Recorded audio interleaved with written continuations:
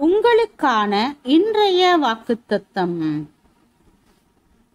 அநேக துன்மார்க்கருக்குள்ளே செல்வ திரட்சியை பார்க்கிலும் நீதிமானுக்குள்ளே கொஞ்சமே நல்லது. துன்மார்க்கருடைய புயங்கள் முறியும், நீதிமான்களையோ கர்த்தர் தாங்குகிறார். உத்தமர்களின் நாட்களை கர்த்தர் அறிந்திருக்கிறார். அவர்கள் சுதந்திரம் என்றென்றைக்கும் இருக்கும். அவர்கள் ஆபத்து காலத்திலே வெட்கப்பட்டு போகாதிருந்து பஞ்ச காலத்திலே திருப்தி அடைவார்கள். துன்மார்க்கரோ அழிந்து போவார்கள்.